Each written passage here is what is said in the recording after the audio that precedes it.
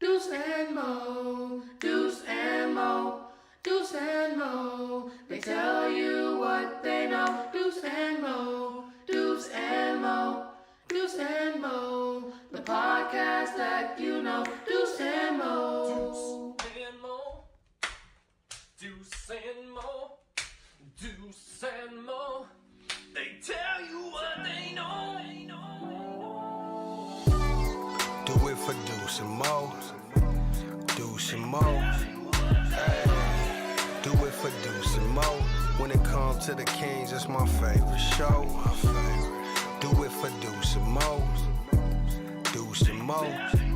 Hey. Do it for Deuce and Mo. When it comes to the Kings. Big hopes and dreams as we cover our kings. Never cover the kingdom, but we loving our kings. And we covered your prayers as we doing our thing. Big Deuce with the par, Lil Mo on the screen. Solo or together, still do it for team. Never switch up for $1 or revenue stream. So we always got each other, balance out the beam. Deuce and Mo, and that's the end of the thing. So do it for Deuce and Mo. We are live! Do it for Deuce and Mo. When it comes to the Kings, that's my favorite show. Happy Sunday night. Appreciate you guys joining us late. We are back in Sacramento. Oh, it feels so thank good God. to be in Sacramento. We've been in San Francisco since Thursday. Yeah. What up, dude? Hey, what's up, my man? How you doing? Hey, Morgan. Hey. Hi. I'm rooting for y'all. Let's Let's go, go, King. Oh, get fired up. Because guess what? What? You got a game 5 on your home floor. The series tied up at 2 apiece. The G1C is going to be rocking. And we're going to be ready to go as 18,000 plus. Bring the energy. There's no nerves. If you're a fan coming to the game on Wednesday, there's no nerves. Oh. You bring the heat. You bring the fire. Because I can tell you, you bring a little fire, it's going to be louder than what we heard the last couple of games at Chase Center in San Francisco. No shade. Team needs it. Bring it. I want it. You think so? They're Sabonis boos? Boo. Just wait until Draymond Green checks into the game, maybe. Maybe he checks into the game coming off the bench, or is he starting? I don't know. But this is a series now. This is fun. Both teams were on the home floor. Let's go. Yeah, Let's go. I'm Let's with you. go. I'm pretty hyped. I'm hyped. I'm having so much fun. You know, it's like after a loss like this, when you just you feel so emotionally involved. I hate it. I hate it so much. But at the same time, we are witnessing so much fun basketball, and especially today. And I know we'll talk more about it, but yeah, we got to break it all down. Morgan, that's the thing about the playoffs. And I think most of us Kings fans, you know, it's been a long time since we felt this, right? Like, I've watched playoff basketball. Yeah. I love playoff basketball, but the Kings haven't been in it in a long time. You forget the highs that you feel after a win and the lows after a loss. And one of the best parts about driving home and doing night chat, got a couple hours to decompress and think about things. I'm like, okay. We were really emotional at first. Traffic was like... No. Time out. Okay. Let's rewind back to Chase Center. Morgan does her Dubs. She goes on Dubs Talk. Of course, she's got to go on Dubs Talk following her post-game duties on NBC Sports California. And so we meet on the court to walk out together. And I'm like shaking my head. She's like, what's wrong? I'm like, I wanted this so bad tonight. I'm like, today. Well, it's okay. And then he looks over at a whole bunch of like Dubs fans at a bar. He's like, I just hate them. No. I hate them right now. Here's what I've come to realize now. I used to be the guy, and again, this is what changes, right? When your team's in the playoffs. And I'm sure some people watching feel this. I love basketball. I love good basketball. So watching the Warriors over the years, I've enjoyed watching them. I'm like, God, they're so good. You marvel on what they're able to do. But now that the Kings are playing them in the first round, I can't stand them. I can't stand them. I still like Steph, but even him, I'm like, why? Why are you so good? And then leaving that building, I'm like, I don't like the building. I don't like. I see all these Warriors trying to get a lift. Oh, Like what is it's easier to get a lift like anywhere else but San Francisco. Like, come on. And then being stuck in traffic just to get on the freeway took an extra 50. And then so everything Everything Yeah. was enhanced at that moment. I was just about to run people over. Deuce was about to get out of the car and start controlling traffic Yeah. to get on the freeway. Look, it's Emotional. these Warriors, this team, man. They're so good. You're just going to slay the beast. It's not easy. It's not easy at all. It's going to be a tough one. You had your chances today. So yeah, we're going to go over what we saw today in the game between the Kings and the Warriors, because there's a lot to kind of unpack here and to look ahead at Game 5, get a couple of days off. Man. Yeah. Stings. It stings. But there's still, I mean, what's crazy about how much, you know what? Okay. I wonder why this one maybe stings even more. Not only because it was close, because a lot of good basketball was being played by the Kings. And like, except obviously when we were seeing sloppiness, turnovers, third quarter, there's things that we're going to talk about. 37-point third quarter. But like when things were just on, you're like, is this the best game that the Kings have played in this series? Truly. Yeah, it's weird because there's key guys on their team who did not play at the highest of level. But in terms of like compete shot making, it might have been probably one of their more complete games. Even like, I know we're going to talk about this. The Kings had only 10 turnovers in this game. Let's get to it. Oh, I got to get some. No. Oh, I was going to get you a LaCroix. I thought you just had one. Yeah, but should I have a beam beer for good luck? Have a beam beer.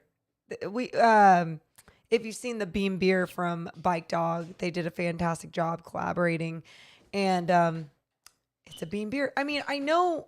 By the way, I had this is probably a bad sign. So I'm still wearing my dress pants, and I have them unbuttoned because they're a little tight. Let's just say, Deuce, especially after this last few days stretch on the road, I got to get back in the gym tomorrow, man.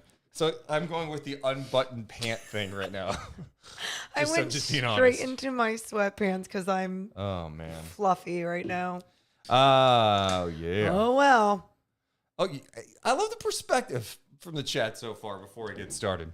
What? Until we lose a home game, I'm not concerned. Ayo. This was never going to be a cakewalk. They're playing the current NBA champs. We can't forget. No, absolutely. By the way, it's so funny, like a cakewalk. I was just about to say, what is a cakewalk? A cakewalk seems hard. It seems like a delicate thing to do. Cakewalk was a dance developed from the Prize Walks dance contest with a cake awarded as the prize. See, you know what I pictured a cakewalk being? I felt like it was like you're holding a cake and you've got to like walk. You know what I mean? You're like, oh, whoa, don't let it fall. This cakewalk is tough. But that's not what it is. I wonder what that is, though. What's up, Tyler? You're not late. We're not. We're not even going yet. I just got home from Chase Center. G1C is way. But yes, it is. Deuce, I will donate you with Sad Deuce. Look, you're not getting Sad Deuce. Right? You have playoff. My playoff mode is a different level. I love this. He loves himself. I thrive off this. Yeah. The biggest thing you could do before we get started, I'm going to put a message in the chat too. Hit that thumbs up. It helps the channel grow. Dude, you guys have been helping this channel grow so much during this time. So thank you. Like we always said, we're going to have more and more content during playoffs, after playoffs, all the time. You a little hot? Yeah, you got it. You know what? I've been used to the San Francisco. Dude, San Francisco weather was so elite. That was the only good thing about San Francisco. Are you kidding me? Don't try to cap on San Francisco. We had a great time in San Francisco. No. A great time in San Francisco? How many late nights we had? I can't even tell you. Like two. A 3:30 night. A 2:30. I mean, yeah. Too many. Playoff mode's been activated. Yeah. All right. Let's get it started. Appreciate you guys being so. No, Sacramento weather isn't bad. It's just a little warmer. And I'm like, oh. No, and San Francisco's great. I'm just like bitter right now because of like leaving. It was just like, ugh. Gross. Gross. All right. Petty. Just making a couple of things real fast. Playoff party, do some Mo. Appreciate you guys being here. Let's get it started. Deuce and Mo coming down. 3, 2, 1. Hit my music. Deuce and Mo. Deuce and Mo. Deuce and Mo. They tell you what they know. Deuce and Mo. Deuce and Mo. Deuce and Mo. The podcast that you know. Hey, welcome into the Deuce and Mo podcast. Recording this on a Sunday night. We just got back from San Francisco where we witnessed an epic game number 4 in San Francisco. The Kings had a chance to win it after some drama down the stretch. Steph Curry called a timeout. There were no timeouts left. Monk hits a technical. Fox hits a 3. We got a 1-point game, and the Kings had a chance to win it at the buzzer. Ball in Fox's hands. He gets it to HB after a double comes. HB misses the 3. Game is over, and this series is tied up at 2 apiece. Headed back to Sacramento for a huge game number 5 at Golden One Center on Wednesday nights at 7 o'clock. I'm Deuce Mason. That's Morgan Reagan. Mo, how are you? I'm better. Yeah? I'm better. Yeah. You know, we got some time between driving back from San Francisco to now. It's really interesting what the playoffs will do to you emotionally. You know, something that we haven't felt for so long. So I really do put it in this perspective of appreciating it, you know, because at the end of the day, born and raised in Sacramento, I remember hating Stockton, Malone, Jeff Hornacek. Oh man, The Lakers. Hornacek, hated him, and like that hatred is coming back, but in this weird way because I've always loved the Warriors and their style of basketball and Steph Curry. You can't not like him, but man, right now it's kind of fun hating them a little bit. And this series has been entertaining. You know, if you're just a observer of this, you're just an NBA fan, this has been the best first round series. Game 3, from an entertainment standpoint, wasn't the most entertaining. The Warriors controlled that game completely. Tonight was a much different story. This was a back and forth game. I mean, you talk about all the lead changes we saw. We saw 19 lead changes. The game was tied 10 times. Warriors had a 10-point lead entering the fourth quarter. Where do we start with this one, Morgan Reagan? Do we start with the final play or do we start with I think let's go in order. Okay. Let's do you want to do that? I don't care. You know what? We should set the table a little bit. Okay. So the Warriors, we were talking about this on our last podcast. I'm like, what's Steve Kerr going to do with the rotation? Oh. Because with Draymond out, I felt like the spacing was so much better. You put Draymond and Looney out there, just kind of clogs things up. Having another creator out there with Steph makes a lot of sense for the Warriors. And then we were talking about it a lot yesterday with some people. I'm like, do you think there's a chance? I got mixed things from people who are around the Warriors, who cover the Warriors. Like, yeah, maybe. I'm like, would Draymond be down with it? Well, then we find out about half hour before tip-off that Draymond Green was coming off the bench, ending a streak of like 120 consecutive plus playoff games where he started. Yep. He decided, okay, I'm cool with it. It's my idea. That's what they said. You know, Steve Kerr agreed. And so Draymond came off the bench to start this game. And they went with the same starting lineup with Steph, Poole, Thompson, Wiggins, and Looney. So Draymond ends up coming off the bench in this game. So that was kind of an interesting thing. But then Draymond Green started the second half instead of Poole.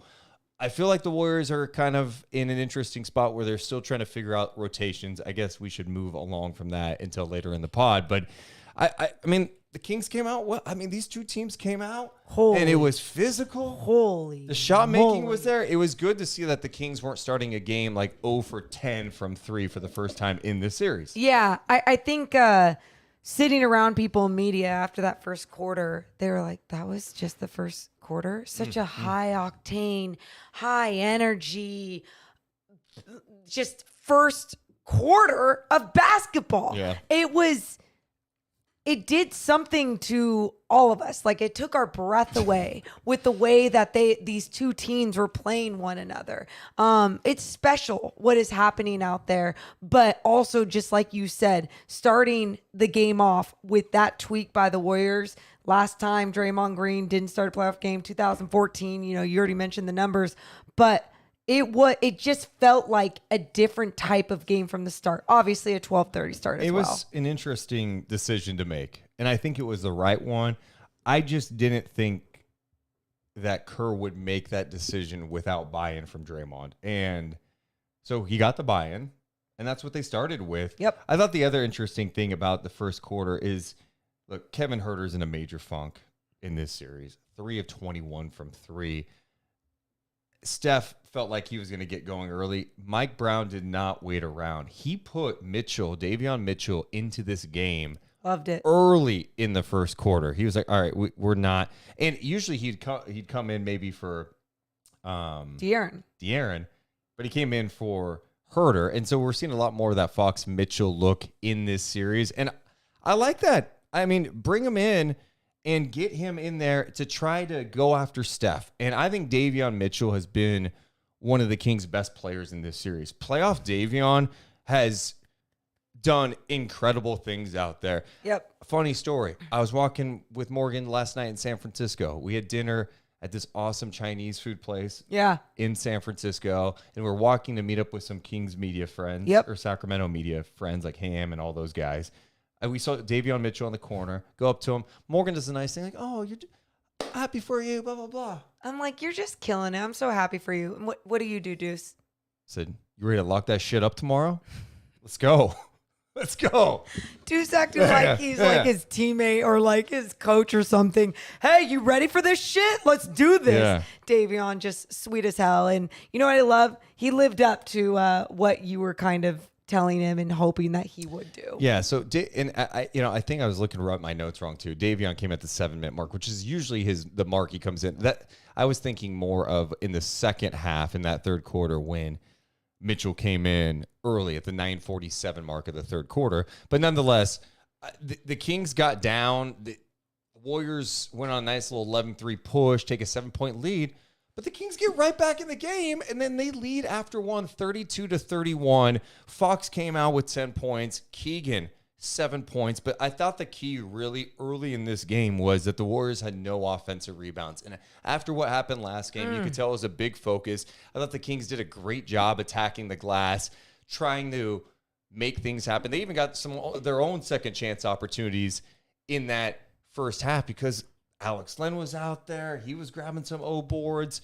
I just thought the activity rebounding was fantastic. It was so much better than it was in Game 3. You can tell that this Kings team, what they do a great job of, not only of making adjustments from game to game, but when there's a point of emphasis, they execute it. And sometimes it will take away from something else that they need to execute on the floor. And that's going to happen with teams sometimes. But I think the Kings did a great job of just knowing the importance of boxing out these guys on their home floor. What we saw in Game 3, we're on Game 4. In Game 3, that first game in San Francisco, Dante DiVincenzo flying in there. Looney just battling down low for those O boards. How deflating it was at times. And they knew the importance of not allowing those moments to happen. And the Kings did a fantastic job of that, especially in the first half. Yeah, the Kings led the half 69-65, which was great to see. It was such a weird quarter, too, because the beginning of it, the Kings they push their run from the first quarter into the second quarter, ends up being a 20-5 run. Oof. They take a 9-point lead. At that moment, it's 45-36, and I'm like, oh. Let's go. Okay. The Kings are here to play. They're knocking down shots. I think the biggest thing tonight for me, too, one of the bigger storylines was just the fact that Keegan Murray got going. And it wasn't just knocking down threes. It was coming off dribble handoffs. He was putting the ball on the floor, had a couple of nice passes to Sabonis. He had the mid-range game going. He rebounded well. He finished with 23 points and 7 rebounds tonight. And him playing well, I think that was contagious. Or not even just him playing well. His shots falling down, I think, was a little bit contagious. But I think it goes back to what we heard Mike Brown say the other day at media availability, and that was he needed his team to not have hezzies, as they call them. And that is the hesitations in the shot, right? We're not talking about the ball handling. We're talking about within the shot. Because when those hezzies happen, they're out of rhythm. Their shot is out of rhythm. Their offense is out of rhythm. And they did a much better job of letting it fly, making sure that they were shooting that ball with confidence. And that's why so many more shots were falling down tonight. De'Aaron in that first half De'Aaron in this game was amazing. And some of the shots didn't drop in the second half, but He had 21 points in the first half on 9 of 16, 3 of 7 from 3. He was shooting the 3 with confidence. He is just scoring at every level right now. And I think playoff Fox looks like the next huge star in the NBA with the way he's starting this playoff run. He has been the man. He finishes with 38 points in this game for Sacramento. Let's fast forward to some of the stuff. We're going to I know we're kind of... That's okay. I like it. We're having fun. Third quarter was interesting, and I think that this is where the game obviously swung. They decide to put Draymond Green back in the starting lineup. Yeah. At the half, Morgan, the Warriors had one offensive rebound. It did turn into a Klay Thompson 3, but that rebound came late in the second quarter. So overall, a great job. Third quarter, I thought Looney and Green did a great job tipping balls out, creating second chance opportunities, and doing some of the things that they were doing really well in game 3 without Draymond Green. And that I thought that kind of changed the game, where they get a couple of offensive rebounds, momentum starts going their way. That's it. And that definitely changed the game, I thought. You know what they're so good at too, Deuce, is off the offensive rebounds, getting set back up into something and or just the ball flies back around, and you see those moments happen for them. They're really good at making quick decisions, and not only quick decisions off of some of those moments, but I think something else that we talked about in the car ride back was the way that when the ball started moving around offensively for the Warriors, and then you'd have that baseline cut every single time, pick and roll, 2-man game. It was like someone was always open in the middle. And if it wasn't the person in the middle taking the shot in the paint, it was someone cutting baseline, whether it's Draymond, whether it's Wiggins. Just great off-ball movement by the Warriors to make some beautiful offense happen and get too many easy buckets, though. And then Klay hit that big 3 at the buzzer at the end of 3, and they lead by 10. At that moment, I'm like, good luck. Yeah. Good luck. That feels like a backbreaker. Crowd's going ape shit. Klay just hit a 3, up 10, headed into the fourth quarter. They just dropped 37 on your head. They outscored them 37-23 in the third quarter. But the Kings responded right away, and got right back in the game. Davion Mitchell had a big play. Keegan Murray had a big 3, and it went down to the wire again. As we take a look back at how the end of this game finished, a couple of things that happened.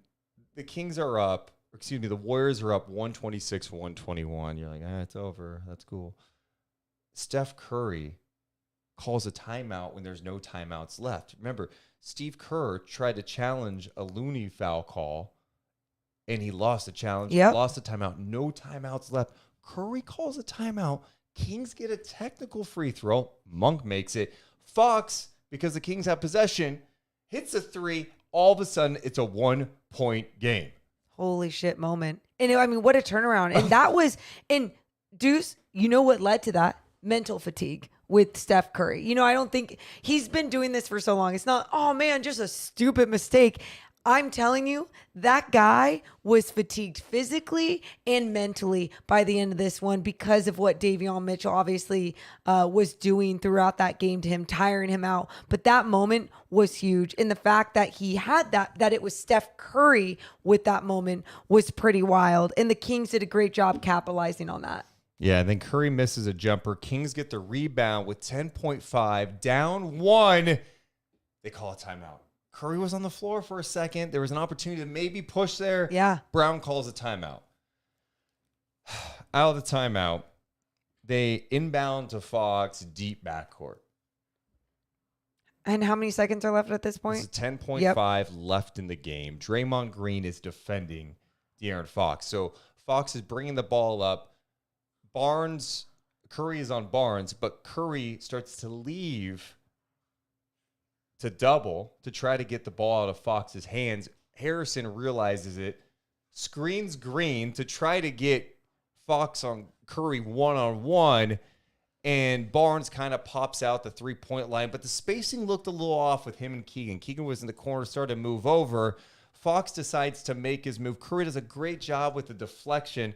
He recovers, drives again. Draymond comes right to the elbow, does a great job forcing Fox to make a pass to Barnes, who got a great look from 3 and missed it at the buzzer. 25-footer. Just looking at the play right now again. I've seen it multiple times. And It was great defense by the Warriors. It really was. Great defense. You saw the way that De'Aaron was coming downhill. Steph and Draymond, they made a little wall, right? Didn't allow him to get into the paint, get to his spot. Or just get to a spot for a mid-range. Absolutely. And then on top of that, look at the activity in the hands, not only from Steph, making sure to stumble him, making sure to alter the direction he wanted to go. Got a good look from Harrison Barnes. I mean, if anything, it's like, sure, you want maybe a closer shot. You want a shot in the paint. You don't want to have to depend on a 3 from Harrison Barnes. But at the same time, it's not the worst look in the world, and I'm glad that they got something off. And, of course, he misses the shot, so everyone is left to nitpick. And we're going to participate in this for a second. Couple of things. What if the Kings would have rebounded that and pushed? 100%. With Curry down. I think 100%. I think that option's interesting. This option, I did not love the fact that they inbounded in the backcourt. When Fox makes his move, I want to go back. When Fox starts making his move to attack Curry, there's like 5 seconds left. Yeah. You let so much of the clock disappear. You know, like I don't understand. Crosses half court 7. And so you just wasted a ton of time in that situation. And you're only down 1, right?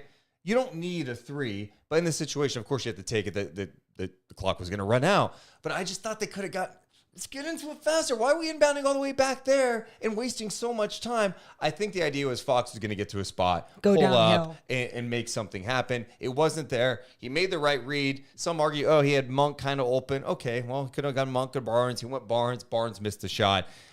I didn't love the play. I didn't love the play to inbound it that far in the backcourt and chew up that much of the clock.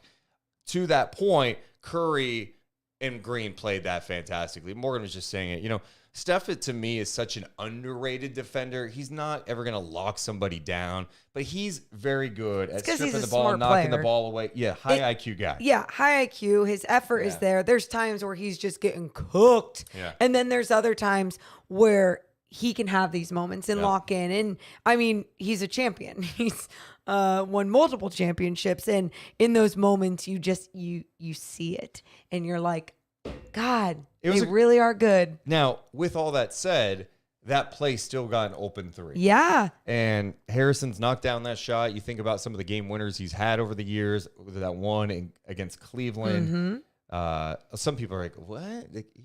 A Phoenix, I remember at Phoenix, he had a 3 at the buzzer late in the game. So he's had some shots late. Warriors fans are going to clown him today because they remember him missing shots in key games. I get it. But look, HB's been a 40% three-point shooter for the better part of the last 4 seasons, I believe. Yeah. And he hasn't shot it great in this series. Hit 3 last game.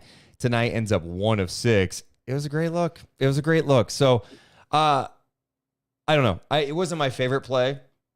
And it still got an open 3. You miss it, you lose by 1. Yeah. I mean, look, if he had made it, we wouldn't even be nitpicking the play. We'd be like, oh, man, so glad they found a way to get Harrison Barnes open for that shot. I want to get to some of the chat. Don asked a good question. Barnes was passing up open 3s all game. Why was he screening for Fox? So that's a lot of people are bringing this up to me. The way I saw it, okay, because Fox had Green on him. Yeah. Steph comes up because they're trying to get the ball out of his hands. Harrison comes over the screen to get Green off of Curry. But look at the way, too, because you guys, we have this right in front of us. Look at the way that Steph and Draymond are basically playing it like, no, we're going to fake blitz you.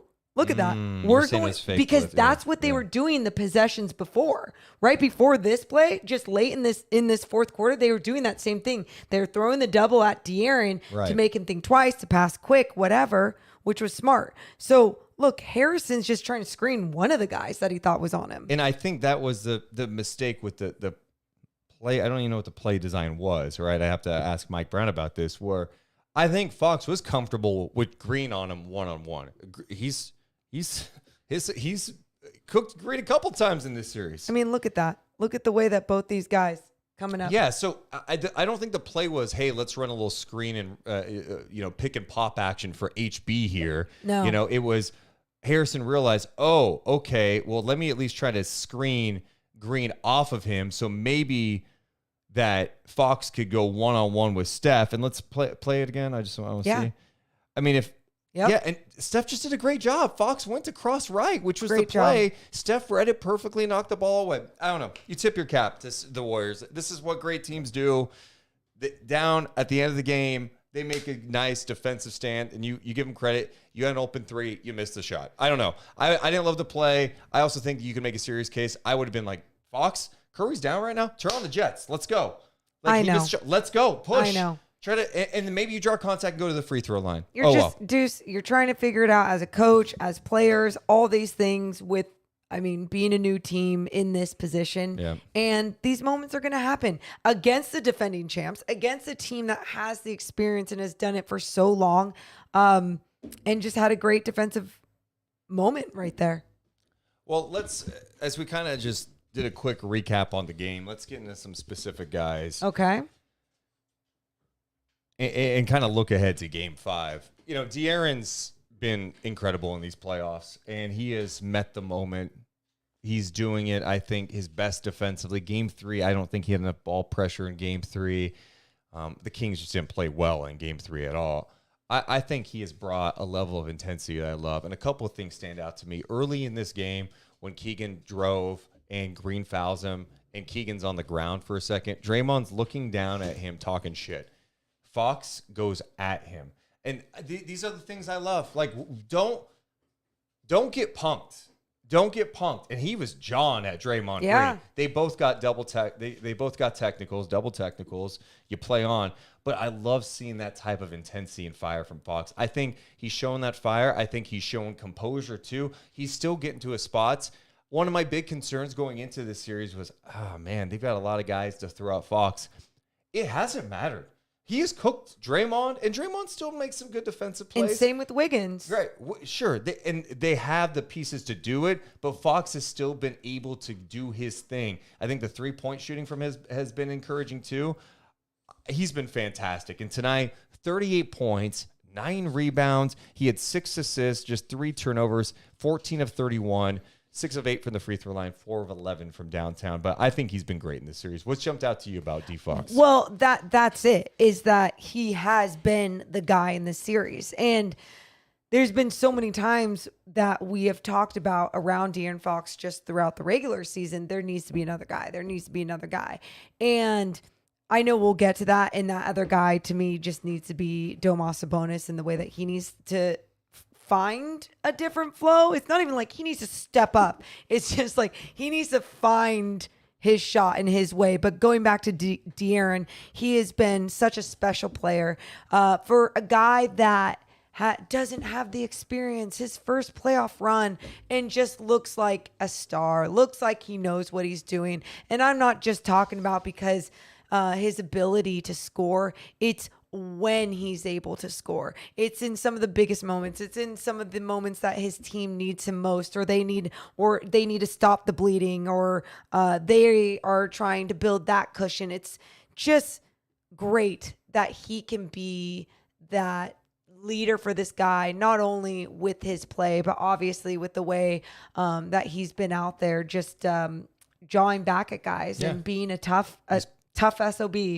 And getting to the line, which is good. Like I think he's played some great basketball in this series, and I think he's starting to get the attention of the NBA world a little bit. Like people who don't pay attention to Sacramento are starting to talk about D Fox. Going, God damn, this guy is tough. Like I was reading Tim Kawakami's piece in The Athletic, and they were talking about how Draymond was on him to start the second half, and they really wanted to try to slow Fox down after that monster first half, and he did a better job at it. But Kawakami's piece was like, hey, you know what? You're not going to stop a guy like that. You're just going to slow him down. And I'm like, oh, wow, the Kings have a guy that, like... can't be stopped, but can only be slowed down. You can maybe slow him down. He's jumping before our eyes in year number 6 in his first ever playoffs. I love seeing that from De'Aaron Fox. And it gives me confidence that, okay, the Kings can make this a very competitive series. It's probably going to go long, so buckle up. Good to see Keegan Murray. Keegan Murray needed a game, man. And Keegan Murray not only had a game. This might be honestly one of Keegan's best games of his early career. Like you think he's had like higher point totals in a game, but talk about complete play. I'm like, this is the key. These are the things you see from him where you go, he can be a really good player, and the Kings should be very excited for him. It helps knocking down shots, but he was shooting with confidence. I had talked to him yesterday, and I was like, look, I know you say you're kind of even keeled, and you say you're still confident, but has your confidence taken a hit at all during the stretch? Oh no, I'm just gonna come kind of out there playing, But he was saying no. He is so even keeled. And tonight I thought he did a great job coming off dribble handoffs, knocking down threes, putting the ball on the floor, rebounding. What jumped out to you about Keegs? Well, our guy Will Z put out Keegan Murray breaks the King sack era record for most points scored by a rookie in a playoff game with 23 and counting. It was Hedo Turkoglu's previous record of 22. So I thought that was, it's cool seeing Keegan break all these rookie records, but I love that he had this game tonight after having so many people talk about, is he scared? Is he playing scared? Does he have it in him? Is this what he's going to be in the playoffs?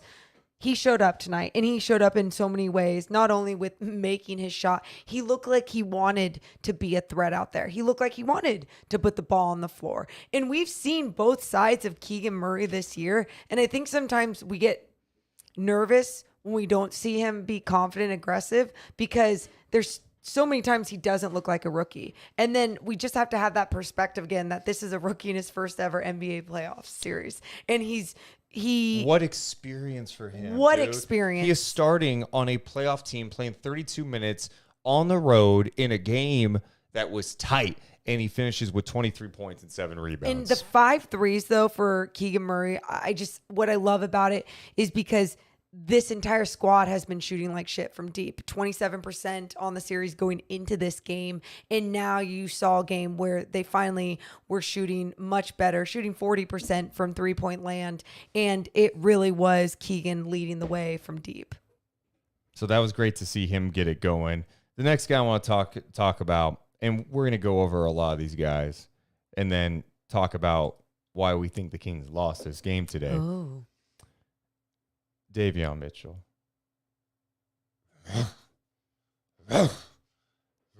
Yeah, we get it. Duh. This guy has the ability to completely shift it. If the Kings did not have Davion Mitchell, I don't even know what Steph Curry would be doing in this series. And don't get this twisted. It's not me saying that Davion's clamping Steph Curry. No, Steph is ridiculous. Every time he has the ball, I'm just like, God damn it, he's gonna make a 3 here. And he had so many weird shots. Like, how do you do this? How? You're so good. He's magical. Steph, why? Can you just miss a few in a row? Like, when are you gonna be old? Steph finishes with 32 on 11 of 22, 5 of 11 from 3. But Davion Mitchell makes Steph Curry work. And I have seen multiple times in this series, with the exception of game 3, where Steph has looked tired like I haven't seen Steph look tired before. Steph Curry, because of where the Warriors are at, the need to win this game, and because of how good he is and impactful when he's on the floor, and the Warriors aren't always great with him on the floor, off the floor, plays just under 43 minutes tonight. And Davion Mitchell, when he was out there, was all over him. What has impressed you with Davion's on-ball defense with Steph in this series? I think and tonight. I really, we've all witnessed Steph Curry do whatever he wants out there. And that's with his off-ball movement being just so elite, his ability to shoot the ball from anywhere on the floor because of his muscle memory. But Davion Mitchell being able to stick on him, what do they say? Like white on rice, however you want to put it. I mean, it is just right there. And the fact that he is capable of being right there with him without fouling, that is already a very difficult thing. Playing defense is already a very difficult thing to do. Like if you want to be elite or do it right. But Davion Mitchell's on-ball defense is absolutely insane. I don't even know how to explain it because sometimes I look at it and it doesn't feel real. And when you see Steph get deflated in a moment and just go, oh shit, like Yeah. he has, Yeah. and he's like, take it away. Kind of like, you guys do something. I just need a second. They're making Steph work so much harder to get stuff off. And it's a lot of trying to get Davion off of him. Yeah. Right. And try to hunt out mismatches, which they've done a good job of at times too. Absolutely. And Steph's off-ball movement, his ability to run off screens, and you're like, how did he get the ball back to finish that? Is just incredible. But the point is, having someone like Davion that can make Steph work that hard. That's it. The activity. And you're making someone work that hard for 40 minutes, or how many minutes was Mitchell in there? Okay, he was only in there 27 minutes, of Curry's 20 or 43 minutes. So you're still making him work so hard for more than half the game. And and it goes to even his ways of navigating over a screen and being able to Steph Curry's own teammates can't even get him open sometimes when Davion Mitchell is out there. And when I see Davion Mitchell go over a screen or somehow get through a screen or go through a body, it really frustrates me when his teammates aren't doing the same with I remember Wiggins off a curl and Keegan was just so late to get over it because he was just thinking oh, he's not curling with a purpose. And it's yeah, he is. And someone's going to find him. Even if it's nonchalant, he's just changing his speed. And so all defenders at all times have to be locked in. And that's the thing with Davion Mitchell. There's never a moment when he is not locked in. Yeah, I do feel like Keegan sometimes, his reaction time is just a second slow. Rookie, but yeah. And in the league, that's everything. I feel like Clay got by him a couple times. I'm like, Keegan, you could stay with Clay. Right? And yes. It's just the reaction time and you have to be on it. But yeah, Davion has been, and that's the thing. It's one thing, the on-ball defense, but then I feel like his confidence is so high right now where when he is in there and he is pushing the ball, which has been a problem sometimes with him, maybe over dribbling, he's playing the right way. He's knocking down shots. He's hitting a three. Seems like every game he knocks down a three. He's hitting the mid-range. He's attacking. I just feel like he is the type of guy, and I've said this so many times this year, when he plays more, he's better. He could just do his thing out there. And we talk about Steph's conditioning, which is he's one of the best conditioned athletes. Davion is too. When Davion's been able to stay with someone like that, chase him around and still push the pace, his conditioning is top notch. Yeah, it is. And it's been really cool to watch through this series. His first NBA playoffs, and it's against Steph. His assignment is to defend Steph Curry, and he has been huge with it. And Steph Curry obviously has been absolutely amazing, even with that type of defense. And that's why, anyone listening to this, we're not saying that he is stopping Steph Curry, but he is helpful in slowing him down. No one is stopping Steph. No one is. But here's what I do believe. What? This series has been spread out, right? Yes. Games 2 and 3, pretty large separation. Games 3 and 4 went Thursday to Sunday.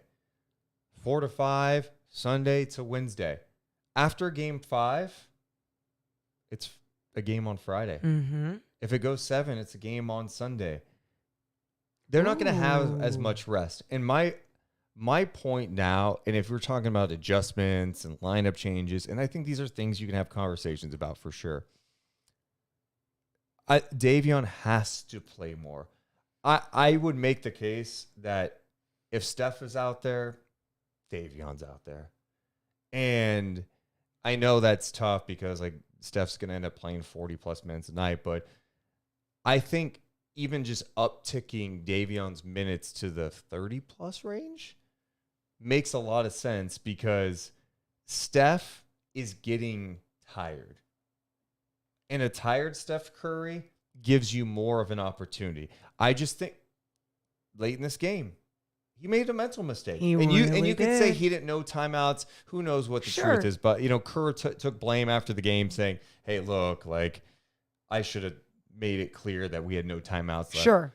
Whatever happened, could that have been tiredness? Could some of the mistakes on the stretch from him be, oh, he's getting tired? My point is, make this guy work.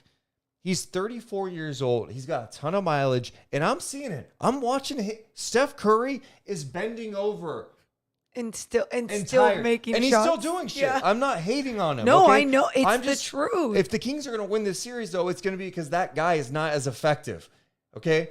If Steph Curry's not effective, the Kings can win this series. And when I say not effective, I don't need him scoring 30 points in a game. Yeah. And if Davion could be the guy to just make him a little more tired, force him into some mistakes, the Kings are going to have a good chance in this series. Is Steph Curry kind of like John Wick, where he just like won't die? And like, well, the Warriors, you could make a case, they're John Wick. You know what I mean? Like, it's just really hard to kill them. Cool. It's really hard to kill them. This is a championship team. yeah, it's so annoying. That is so annoying, but it's true. It's true. And But yeah, so you're if you seeing play- it game by game. If you play Davion minutes, of course you go, okay, but whose minutes are you cutting? And, you know, I've seen the chat suggest, like, and I saw this after last game too, where people are like, hey, maybe you should bench Keegan. I'm like, okay, but for who? Or if you're bench Keegan, what are you doing? Yeah. Okay, just you got to let guys kind of get out of a funk, but you're also trying to win a series, right? This is not like, hey, second week of the season, you're overreacting. There's some tough decisions that have to be made in the playoffs, right? And Kevin Huerter is in the funk of all funks right now. He is 3 for 21 from 3 in this series. He only played 21 minutes in this game tonight. He's just not knocking down shots. I feel like he's hesitating a little bit. He is. And his shot is short. The mid-range wasn't dropping today, and I think Brown was like, Davion's our best bet out there at this point. You know, Monk, let's get him in there. And Davion was adding some offense too, by the way, like a little bit, you know. So yeah, but I still think Kevin can be legit. I mean, he's a threat because of spacing, but he's not making anything in this series. sure.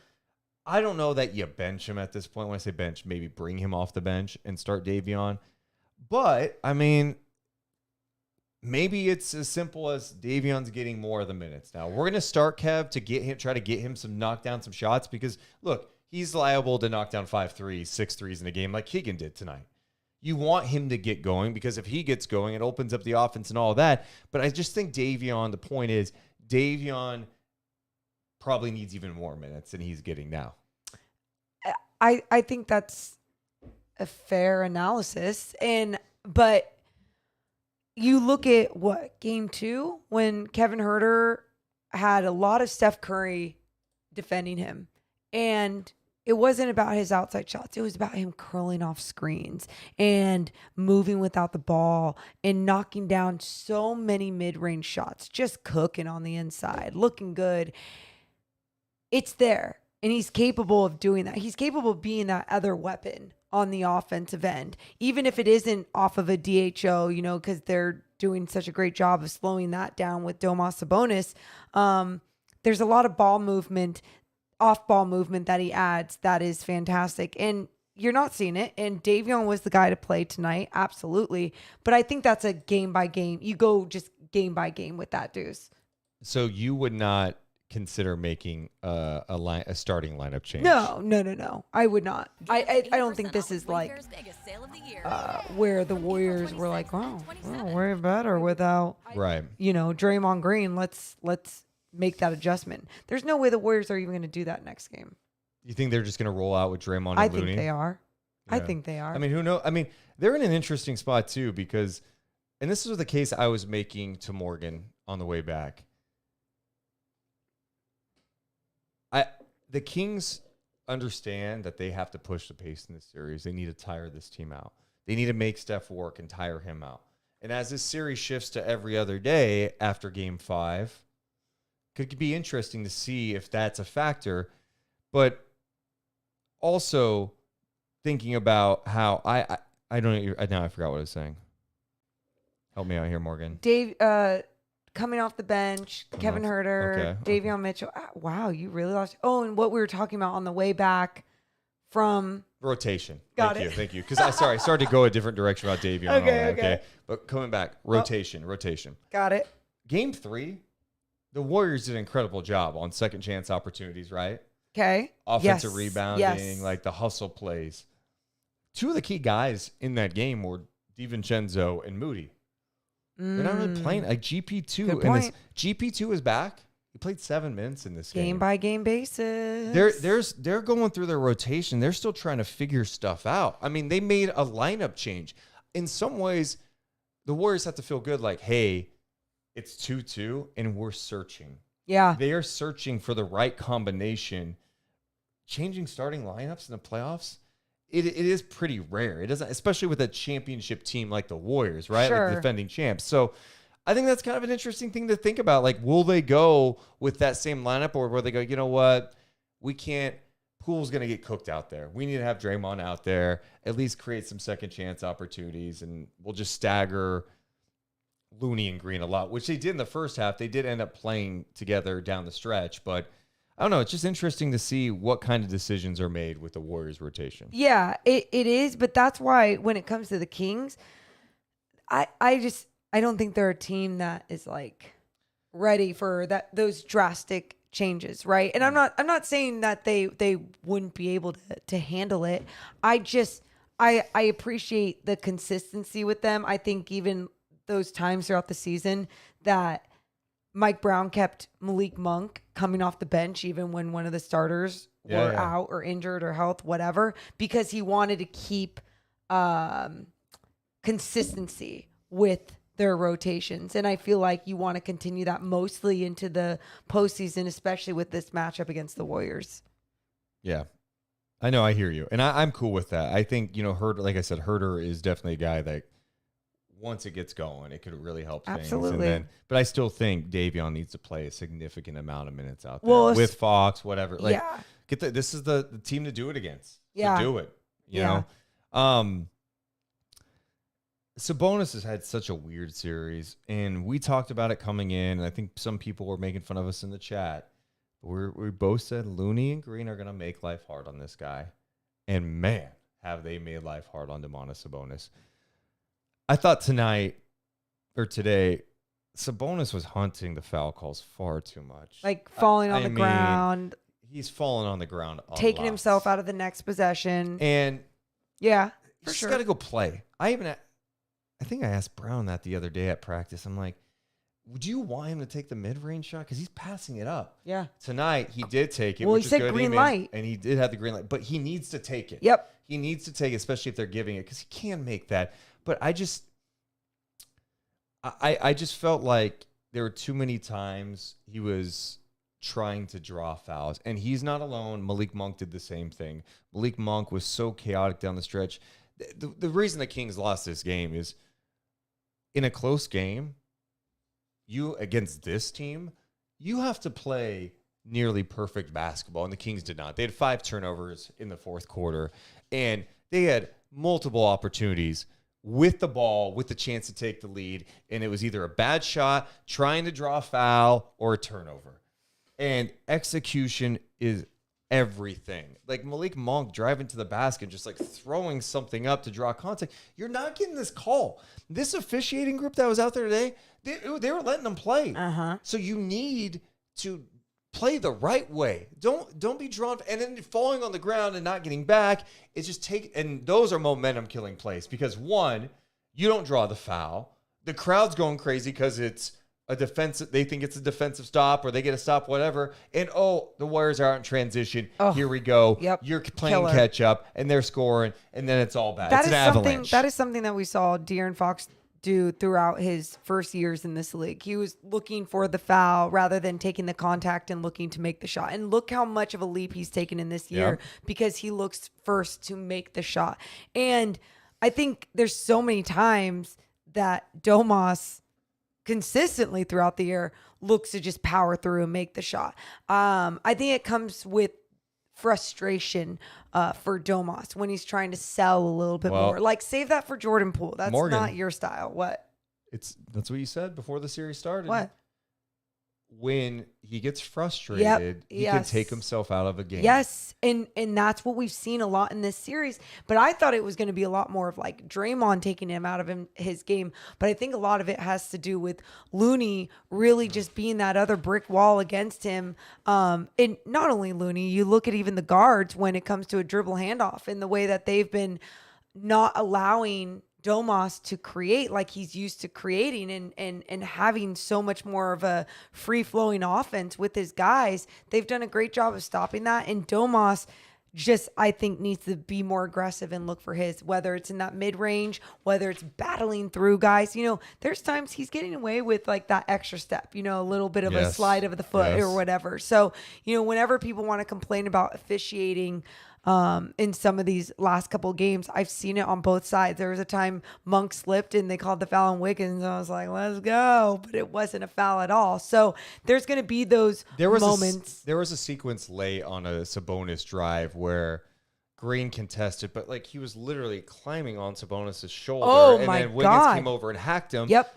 They didn't call it, but like Sabonis' jersey flew up 2 different times, and it's like getting pushed up by a human being. But you're right. He's not getting the call. That's right. not why they lost the game. No, it wasn't the officiating. no. But I just thought some of the decision making down the stretch. I thought the one positive was Sabonis. He had 8 assists and 2 turnovers in this game. Coming into this game today, he had 10 assists and 13 turnovers in the series. Whoa! So that was a big swing for him, and I felt like the Kings were able to get their dribble handoff game going a little bit. I was encouraged by that. I was encouraged by that. And then rebounding, his rebounding was low at 7, but I was watching him. He did a great job trying to keep Looney off the offensive glass. And battling. And really, I mean, he was like facing him and pushing him away and allowing his other guys, other teammates to come get the rebound. Well, so he did a great job on the boards. And what I love about that goes back to the line of like find man and then find ball, right? Like he was making the point of emphasis of making sure Looney had all of his attention, not the ball. Someone else can get the ball. I got Looney. Everyone else do their jobs, and he did a great job at that. Yeah, so he finished with 14 points, 8 assists, 7 rebounds. The reality, though, when 3 of your 4 starters are not playing at their levels, it's going to be tough to win this. Like, Sabonis has to play better in the series. That's He it. has to be better, and Herter has to be better. The first thing you asked me was like, man, what do you think about De'Aaron's game and how special he's been? My first thought was he needs help, right? Like, and there's enough guys that are capable of being so much better, and Keegan stepping up is huge. Davion having the type of day on both ends of the floor was a big deal as well. But yes, it's the other big names that you got to have some more production from. Yeah, otherwise it's gonna be tough. I mean, especially against this team that has so many weapons that can kill you. Here's what Mike Brown had to say about his team trying to go for fouls. One of the things we have to do, but we want to play fast. We're going to keep playing fast, but all of our guys are driving into 2, 3, sometimes 3 guys in transition and begging for a call. Mm-hmm. And you can't, we can't continue to do that. And, it's a great learning experience for guys to be able to see, because we wasted a ton of possessions in transition, driving and just throwing up some crazy stuff. And, space the floor, stop and spray the ball. And if we miss a wide open 3, that is way better than driving and throwing up some crazy stuff. Because at the end of the day, this is what I keep telling our guys. You're going to have to knock these guys out. You can't rely on the referee, because if I'm a referee, the shots that we're taking at the rim in transition, I ain't calling neither, because you're begging for a foul. Yes. You can't drive to the rim and beg for a foul every single possession, and then they run it back at us because they have a numbers advantage. We got to play the right way, and when we're playing fast, and we didn't do a good job of that, especially in the second half. We had a lot of guys shoot some tough shots, begging for fouls at the rim in transition. Well, that's a good coach. He's not going to call out a specific guy, but that's Malik Monk and Sabonis. Yes. I mean, we'll do it for you, Coach. That's yes. who we're talking about. Yeah, and I think they know it too. Like, and when I say it's not throwing shade. It's about, they're better than that. Yeah. And that with a little bit of a tweak to their mentality or their focus on those moments, Malik Monk, what a special playmaker he has been this season. Instead of just trying to throw it up, try to find that extra pass. And maybe his teammates too can do a better job of not only spraying out for those threes, but doing a better job of moving without the basketball and relocating when they see him chaotically going to the basket. Or Domas, same thing. take a second breath when you're getting hacked to make that extra overhead pass to the weak side to the open man. Yeah, I just late game situations, you got to be smarter than that, and it's not always about trying to go for the home run and push. Let me just go into 3 guys and hopefully I get a whistle.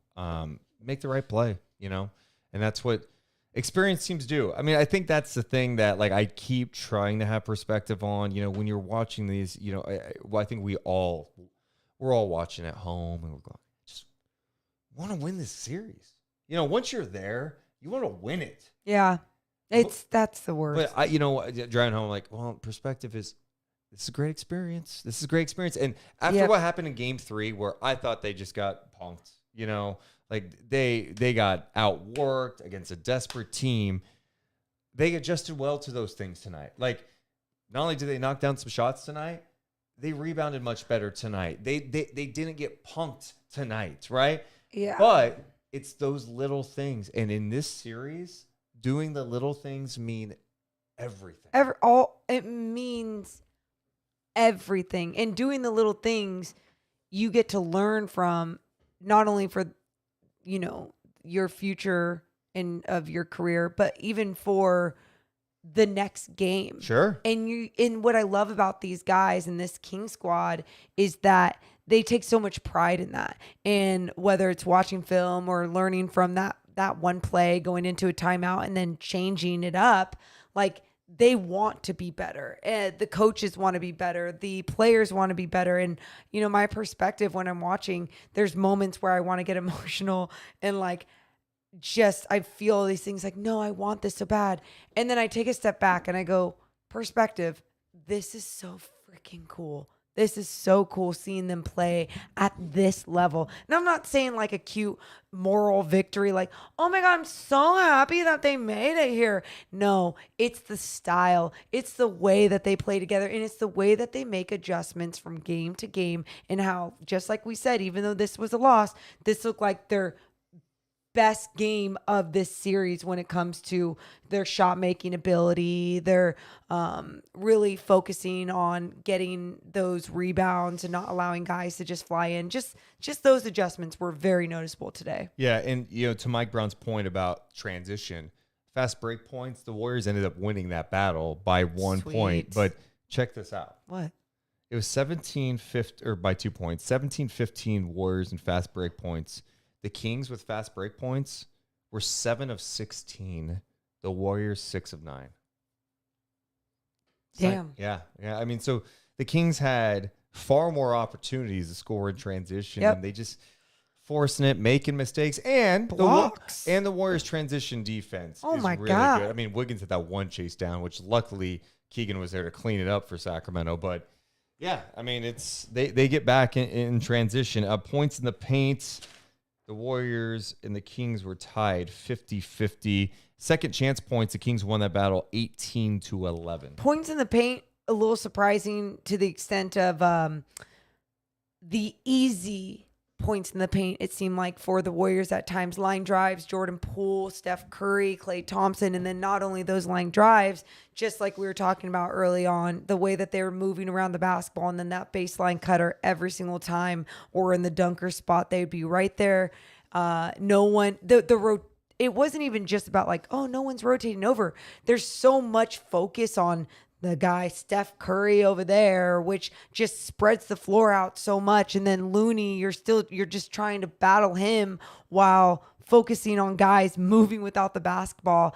Yeah, Warriors did a much better job of just moving. Everyone was moving and scoring in the paint. And then this was an interesting stat. Green and Looney combined for 20 points, 14 rebounds. Sorry, let me rewind. Okay.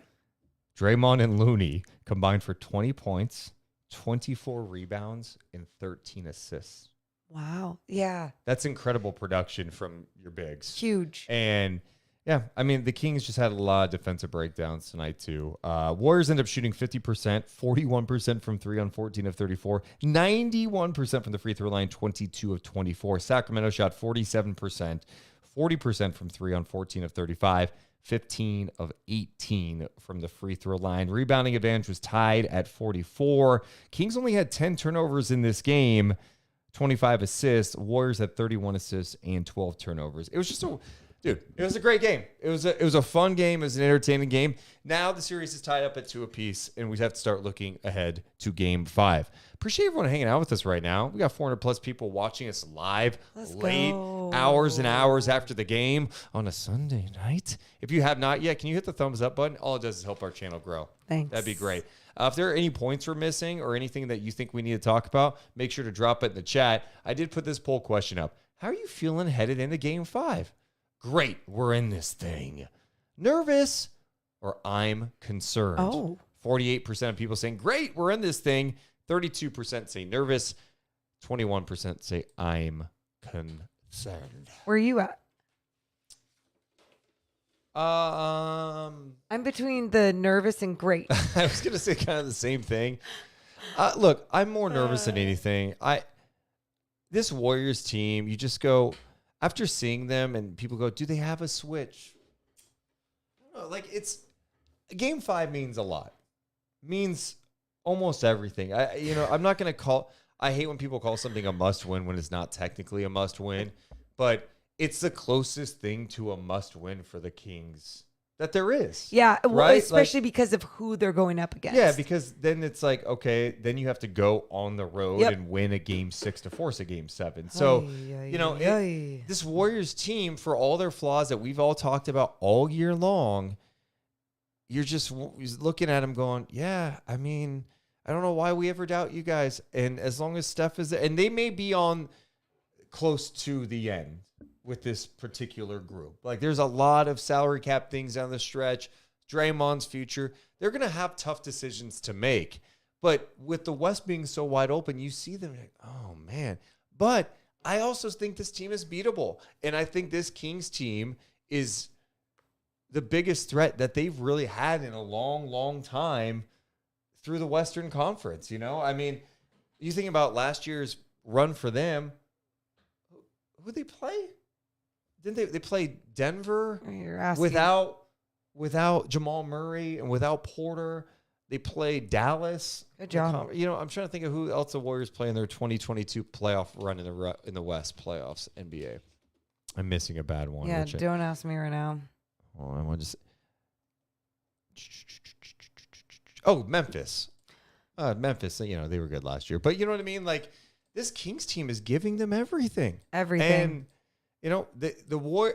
Mike Brown, I think, has done a good job of painting it this way, and I think it's fair. The Warriors did what they're supposed to do. Win your home games. They were 33-8 at home during the regular season.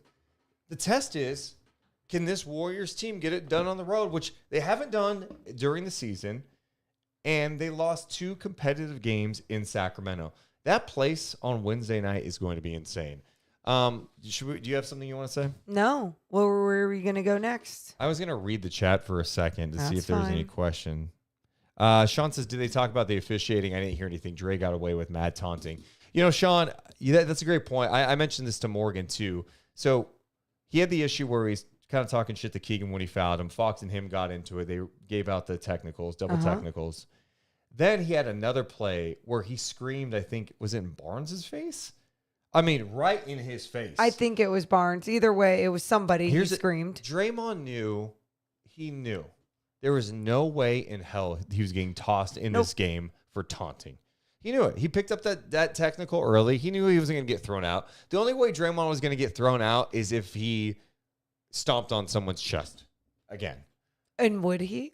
That's it. Because after being suspended, where some people didn't think he should be suspended, whatever, he knew he could have a technical. He was not getting tossed from this game. It's just like when we were seeing toward the end of the season with Luka Doncic and, one more tech and he was going to be suspended the next game. And it was Fox's face. Nice. And they rescinded his 16th technical of the season or whatever after the game. And it's so then he wasn't suspended, so he could keep playing.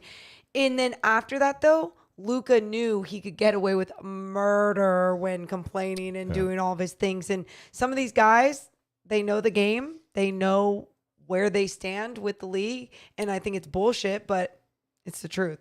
Charlie says, no way that Draymond accidentally pokes Murray in the face. That was some Bush League or such Bush League. Look, That's the one thing in this series early on. Draymond has hit guys in the face a few times.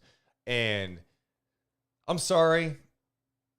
You do every once in a while, sure. But there's a time where I'm like, I think you're kind of doing it on purpose. Dude, we've talked about this. Yes. My point, though, is how many times I watch a game during the regular season where someone gets hit in the face, they go review it. They haven't done it. And I thought Keegan was on the ground for a second.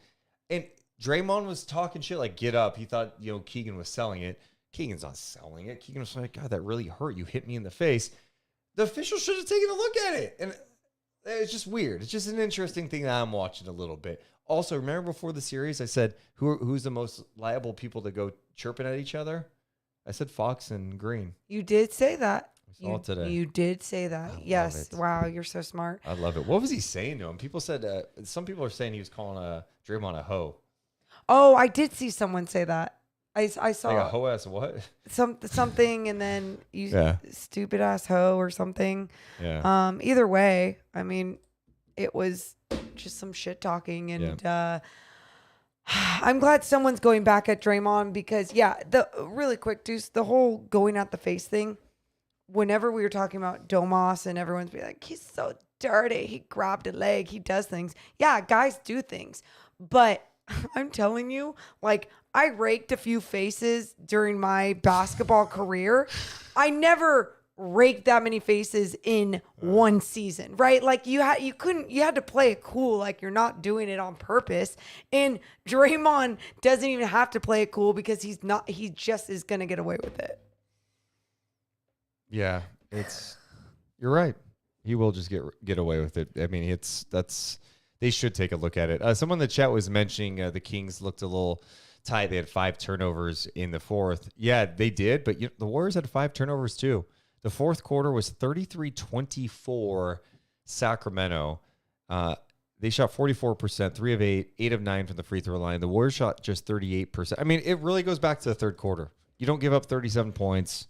You have a good chance to win this game. But hey, dust yourself off. Get ready for game number 5. Do you want to hear what Harrison Barnes had to say about that final shot? I do. All right, let's hear what HB had to say after the game. HB had to say after the game. Potential game-winning shot that it's going to stick with you for a while. I get the sense it's already gone from your mindset. Is that fair? After you learn to put yourself together after 2016, I think, one shot is not going to necessarily phase you. So, for me, it's all about trusting the process. I mean, like I said, we got a good look. We missed it. But at the end of the day, I think the way that we're playing, the way that we're in the series right now, we just have to continue to just do that. I'll tell you this, dude. This Kings team's not going to get shook. They still seem composed. I'm telling you, even if they lose this series, it's not going to be out of a choke job. It's going to be because the Warriors did what a championship team probably should do and win this series. They are the favorites. But the Kings are going to be competitive, and they have a chance to go home for Game 5 and go up 3-2 with a chance to close it out in Game 6. I love the poise. I love and that's because of Mike Brown and his staff, dude. They prepared them. They prepare them. They hold them accountable. They challenge them. Mike Brown was talking about how he's been cussing out Keegan Murray the last few days. Oh, I love it. Keegan's was like, yeah, he has. Our girl Tristy with NBC Sports California was in the Mike Brown presser and was asking Mike Brown a little bit about that. So, the way that you cuss out Keegan Murray. And Mike Brown's like, well, I don't fully just cuss him out. And she's like, okay, I get it. But are you going to use that same tactic with Kevin Huerter? Basically, is that going to be your next thing that you do with someone else that isn't finding his shot and finding his groove? And I think Mike Brown's point is it just really depends on the player and how you get it out of them, depending on the personnel. I don't need to cuss out everyone just to have them make shots. They just got to keep shooting and find their own confidence too. In the chat, someone says, got to force that double to come over earlier so that a couple of double screens can occur. We were in the bonus and needed only 1 point. Yeah, no, you're right. I mean, there's so many things. I mean, we could talk about that final play. We could talk about the play where there was some miscommunication with Fox and Barnes, and Fox went to pass it, turnover out of bounds when it's 121-119. These are wasted possessions. We could talk about trying to hunt fouls. These are wasted possessions. We always circle that final play. I don't think it was great. Again, you still got an open look from 3 and you missed it. It's not like you got an open look from 3 with Alex Len, who doesn't take threes anymore. Although we were on the Athletic NBA podcast on Saturday, and they had a trivia question. How many 3-pointers has Alex Len made in his NBA career? And Deuce and I were like, oh, it's got to be. Well, I passed it. Remember, I was like, oh, Yeah. I bet. I'm like, it's definitely under 100, but go ahead and guess. And I'm like, I shouldn't have said that. Alex Len, I knew he had a year where he hit threes. He's had well over 100 threes in his NBA like career. 111 or something in his NBA career. So if it was Alex Len, yeah, you know what? Let it fly. Yes. Before we continue on and look ahead to Game 5, can we mention this, that tonight's Night Chat back in Sacramento, presented by our buddy Sean Stanfield over at rate.com/Sean Stanfield. If you're looking to refinance your house, you're like, hey, does it make sense for me to refinance? For some people, it makes a lot of sense. Some, it may not make sense. But Sean will tell you if it makes sense or not. So hit up our guy, Sean Stanfield, over at Guaranteed Rate and rate.com/Sean Stanfield. You can also call him if you need to purchase a house. Can you afford to purchase a house? Does it make sense for you right now? Or you know it makes sense. You need someone to help you through that process. Sean is your guy. He's a big Kings fan. You go to his website, rate.com/Sean Stanfield, or give him a call, 916-276-7563. That's 916-7563. 916-276-7563. That was me going too fast. Like I was like Monk and I was throwing something up. I should slow That down. was. Good job. Yes, my bad. Turnover Deuce. We appreciate Sean's support of the Deuce and Mo podcast. Thanks so much to our friends at Guaranteed. Right. Guaranteed. Right. Also, shout out to this New York Times best-selling author. She is sick. She's demented. She is twisted. Oh, in addition, her books are good. That Dark Mind does wonders with thrillers. The one and only T.R. Reagan. Get her books at Amazon.com, Morgan. I love her. I miss her. I haven't even seen her or talked to her because there's been so much playoff basketball going on, and she's just in her office writing more and more books. But the books she has out now, seriously, you guys, this summer, if you are looking for a read, make sure to go check out all of her books on trreagan.com or amazon.com. I'm on book 6 of her Lizzie Gardner series. It's a 6-book series. I can't wait. Well, I can wait till basketball's over, but when basketball's over, I can't wait to finish her last book in that series. It's all of her books are amazing. Make sure to check them out. Appreciate her support, the Deuce and Mo podcast. We appreciate everyone's support. Make sure to hit that thumbs up button. Make sure you're subscribed as well. Matthew in the chat says, I'd have played Alex Smith. Wow, Deuce There you turnover. go. You got Alex it. Len in games so much this season, but Sacramento still got the 3rd seed. Yeah, it's interesting how Alex Len has been so impactful at times down the stretch of the season and in this series, specifically tonight. In that first stretch he played, he had 6 points, he had 5 rebounds, 2 offensive rebounds for him in this game. And yeah, for a team that was searching so long for a backup 5, I wonder why he didn't get more looks earlier. Yeah, I still don't understand it. Either way, I don't give a damn. They figured it out late in the season. He got some run, and I think that was their goal at that point. Like, okay, is this the direction we need to go for postseason when we need a bigger body as our backup 5? And we're not going to go small ball with Trey Lyles. And it's the perfect little answer for right now, especially. And his moments in this series, they have been impactful. And I love that it just kind of throws the Warriors off a little bit, especially defensively. So it's been nice to see. Well, Morgan, we got to wait until Wednesday. Yeah, we do. Wednesday, Kings, Warriors, Game 5. I'm going to sleep. Game 5. I know. I'm excited. Here's what I definitely need, and What? maybe I'll have to cut a promo at some point to really get people amped up. But if you're going to Game 5, I don't need you to have nervous energy.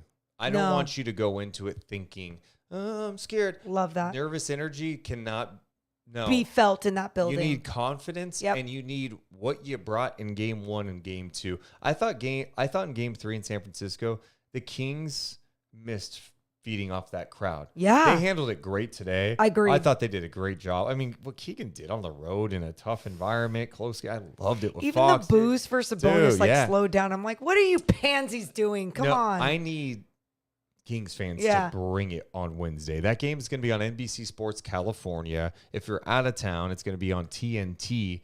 Brian Anderson, Stan Van Gundy on the call for that game.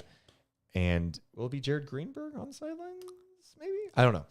But Morgan will be part of the NBC Sports California broadcast. Of course, Mark Jones, Kitty Christensen on the call for that game locally on NBC Sports California.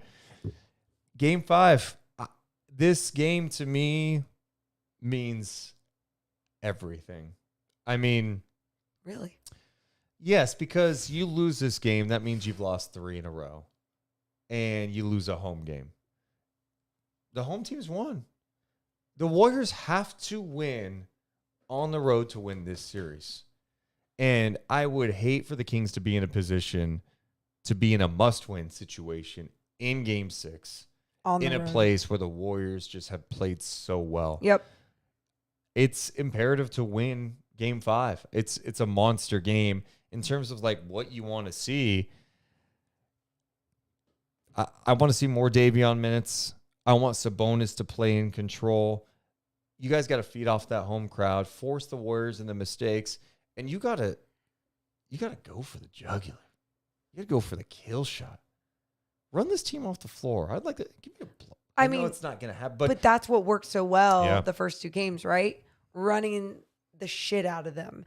And that's just moving the ball around up and down the floor. But what does that start with too?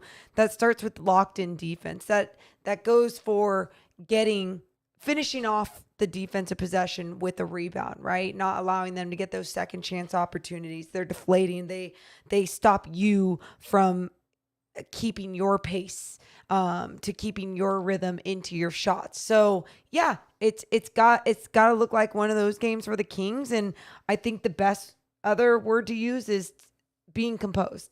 Just like you told all Sacramento Kings fans, come into that building, have that same energy, that composed, not cocky, not anything else, just like composed, excited, we got this kind of feeling. Kings, same kind of thing for them, especially when they're on the floor actually doing the work. And the interesting thing that we're going to try to figure out in the next couple of days, will they go back to the Draymond Looney starting lineup? I think they will. Or will they start Jordan Poole? We'll see. You know what they need to do? Turn the fucking jets on! Turn the fucking jets on! Turn them on. Run on these guys. Play Mitchell. I want Mitchell all over Curry the whole game. Mm-hmm. Exhaust him.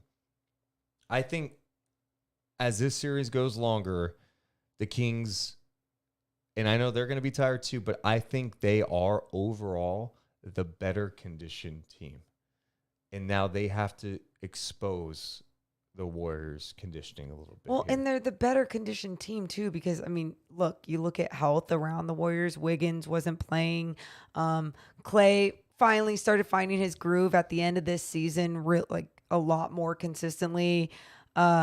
Steph, just the mileage. You know, you have these things, and then GP2, everything that was going on with him, so, or, you know, not even being part of the team, and then his health as well. So yeah, like you've had health all season long, knock on wood. Use that to your advantage. You know what we have not done in this postseason? Think about this. And guys, I want to apologize. We have not done it in this postseason. Wow. We have not talked to our buddy, our dear friend, and maybe this is what we need after a Kings loss. After this series is tied up at 2 apiece. Let's welcome to the show, Coach Nick. Hi, Deuce and Mo. How are you, man? I'm good. How are you? Good. What's up, dude? What's on your mind? Well, I'm gonna say that, you know, I know we lost by 1 point. I was at the watch party today, and you know, everybody knows who I am. They always say, Coach Nick. And hold on. Who do you have? Nick, I'm talking. Nick, I'm talking. Who do you have to give credit to in this situation? Like, who is the reason? Who is the reason you are famous? Say it. Daddy Deuce. Say Daddy Deuce. He's Daddy Deuce. Oh my God, Nick, you don't need to say that. Nick, you're famous because you're amazing and you're just such a great person and everyone loves you. I'm so glad everyone was shouting your name. Okay, but Nick, let's get back to let's focus here. This is playoff time, all right? The Kings are tied up with the Warriors. How are you feeling about this series? Well, what I'm feeling about this series is it's 2-2 piece. And if we can go 3-2, we can go 2. We can. I know we can. I know that we can go 3-2. The matter of fact is that if we go 3-2, that would be great. That would be awesome. Hell yeah. Give me a hell yeah. Give me a hell yeah. Hell yeah. Nick. And I just want to say that May 13th is my I will be at the Folsom Regionals competition, track and field competition for Special Olympics, and I have to be there by 9 a.m. So if you guys want to come out, you guys can come watch me. Okay, we'll find out what's going on. I mean, I could be in a deep playoff run. Maybe, I mean, by then, could be in LA or Memphis playing a second round series, right? So who knows? But we'll definitely keep you posted. Nick, I need to know this. You played a tough game against Golden State. You lose by 1. Harrison Barnes missed a shot at the buzzer. When you're in the locker room, what's your message to your team to get them ready to go for a big game 5? My message to the team is to stay on your man and, just guard your guy. Stay on him. Ooh, who's been your favorite player in this series so far? My favorite player in this series has been, Darren Fox, Keegan Murray. What about Keegan Murray? What about Davion Mitchell? He's staying on his guy. Yeah. All right. Yeah, he likes him too. All right, Nick, any other things before we let you go, man? I do want to say, we're going to fire that laser on Wednesday. Hell yeah, Nick. We better. I need to see the beam lit. Oh, we all need the beam to be too. lit, Nick. I love it. All right, man. Why not light the beam? Why not light the beam? Why not light the beam? All right. Sleep dreams. Sleep dreams, Morgan and Deuce. Thank you. Thank you. Dreams. Bye. Bye, Nick. Bye, Nick. Bye-bye. Bye. There's Nick. Check in. Best. I went to the watch party tonight and everyone knows me. Everybody knows I love Nick. it. And he stands out. Coach Nick stands out. And if you don't buy him a piece of pizza, well, you're probably going to hell. Someone just pointed this out too. We said all right, totally insane. Oh, I know. That was pretty funny. It's like, it's almost close to the same conversation for the most part with Nick, but Every time, yeah. there's times when it's not. He is the best. We He love is. Nick. Hey, what's up, Jordan? Hey guys, how's it going? Good. We're good. You've had a chance to cool off, to reflect. It's been a few hours since the Kings lost. What's on your mind tonight? I will admit I was pretty emotional after that loss. Okay, I have had some time to think about it. No, so tough loss, and I don't know if you could ask for a better way, an open 3 to kind of end that game and try to win it on the road. But just a couple of things that I think in this series that have jumped out to me, and I want to get your guys' thoughts on them. De'Aaron Fox has shot 33s over the last 3 games. How do you guys feel about that?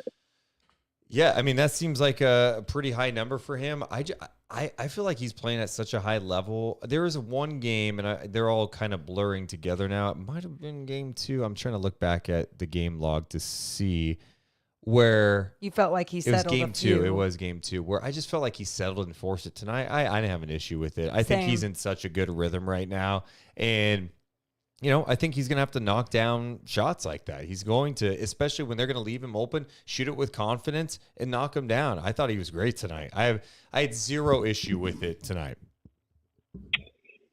Yeah, and I think you said game 2. I think that was the one where he went 2 for 10. Yeah, 2 for 10. That was the rough one. I agree to some extent, and it's pretty nitpicky because, like you guys have said, Fox has been pretty incredible. Yeah, if you're nitpicking Fox right now, I'm coming after you. He's been great. He's been. I mean, who has been the best player in this series? Him and Steph. Yeah. That's it. I mean, those two guys have been a joy to watch. Watching these guys exchange punches left and right. Hell yeah. I mean, Steph's not really guarding Fox, obviously, but Fox will take Steph every once in a while. Mitchell takes him. It's been a fun thing to watch. Yeah, and Are you there? yeah, sorry. No, you're I cut good. off for a second. Yeah. Yeah, so I think just the thing regarding Fox series, the last thing on that was just, to me, I think there are moments where I know the Warriors go under almost every screen. And I think they're they want him to shoot that, understandably. Him and Davion. So to me, I think there are just moments where he settles too much for that rather than. I didn't feel that way tonight, really though. The guy shot. He took 31 shot attempts. 31, and he's getting to his spots, and they're trying to take away his spots too, like they did the final play of the game where they played it perfectly. But no, I've been really satisfied with how he's played. That like the one you had just mentioned though, the game 2. I was like, I feel like you're settling a bit here. Let's get it off good ball movement. Let's get it in transition where you can step into it, get in rhythm, and launch it. He has some nice ones tonight, and he's still getting. The nights that I don't like are when the majority of his shots are coming from 3, and you're like, what's happening? Like turn the on the large jets. majority. It's like Go get to the rack, get the mid range going. Because even when he's getting into the paint, he can still create off that and lead to a better shot for someone else, right? Like it doesn't necessarily have to be him finishing the possession, but yeah, no, there's for the most part. This series, it's like his shot selection, his ability to still get to his spots when different type of defenses are thrown at him. It's pretty incredible. Yeah, for sure. I mean, I think the 31 shot attempts, I don't think a single one, that truly felt like something that they desperately needed in this game. Fox rarely takes that many shots in a game, and I think this series, he's doing exactly what they needed him to do to really be competitive. I think the one other thing I had about this game, and it's kind of been the last couple games to some extent, is defensively. The Warriors short roll absolutely destroying the Kings in the half court. And I think the biggest thing that's evident is Kevon Looney's assist numbers have been absolutely ludicrous. I think he has 15 assists in the last 2 games. Yeah, that short roll game has been phenomenal, and especially when they've got 2 guys in the corner. And it's pick your poison. You're going to kick out to 1 for 3. One's cutting. The low man's, he's like the unsung hero. Kareth Burke, who covers the Warriors, we were talking about that before the game, and that's exactly what she was saying. Like his impact on this team has just been something else, something that they truly needed in this series against the Kings. Yeah, I mean, I don't know if you guys are seeing it. To me, it just looks. There was one moment, I think, in the fourth quarter where I think they switched how they were defending that. I think when Sabonis, hedged Steph Curry or someone, either Steph or Clay, pretty hard on the perimeter, immediately tagged Looney back, kind of rotated back, but then I think it still just led to a tough basket. So I don't know if they need to defend that differently or what they need to exactly do. And that's what's so tough about the Warriors, too, is like some of this stuff is you take one thing away and it opens something up. And when you have so many guys who can make plays, Draymond's ability to make a play, whether it's setting a screen, making it a good pass, the off-ball movement, I think as Kings fans, we've seen the chemistry of this Kings offense in this first year, and we're kind of like, wow, this is great. Well, it's like times 100 with the Warriors, right? Like they just know each other so well. They know everything about what they want to do offensively. They don't have to call anything. It's read and react. They're so good working off of each other. Draymond and Steph, you think they have to talk about anything? No. He knows it. Clay, it's body language. It's through the eyes. It's crazy. And so they just execute at such a high level. And for the Kings, for a team that's not a good defensive team, they've had, I think, better defensive moments in this series, which has been encouraging, but they still have breakdowns, and it's a tough team to defend. I think the other thing I keep talking about, too, is, I understand the disappointment of not being up 3-1 because you want to win this series, but I'm like, did we really think this series was going to be easy against this team? I think so many people, sometimes they get so much confidence after back-to-back wins. Yeah, it was that two they're like, close oh, games it's over. And it's like, no. This is, I know we haven't seen this in a while, but this is what a playoff series, especially against a team like the Golden State Warriors, is going to look like. This is very normal. Yeah, for me going into this series, like it really was like there was no one in the West, at least seeing how it turned out, that I was particularly afraid of. But I will say the one team I did not want to see in the first round was Golden State. Yeah, I was with you on that. As we got closer, I was like, I was bummed that they. But I'm also trying to have this perspective. Okay, it would have been nice to play a different team in the first round, maybe see Golden State later, so you could go through, I guess. But you know what? Your first time in the playoffs together. Yep. Go deal with this team. Go fight. And if you can win this series, who the hell knows at this point? Because I think winning this series sets up some pretty incredible possibilities for Sacramento that no one would have predicted, and also the experience for these guys playing together in their first playoff series against this team. Some of these guys with their first playoff experience, whether that's Keegan, Fox, Monk, Mitchell, all four of those guys. I want to say Monk, it was up and down today, but he had some nice moments. They've had great moments in their first playoff series. And to get this experience against this team, it can help you for years to come. Yeah, 100%.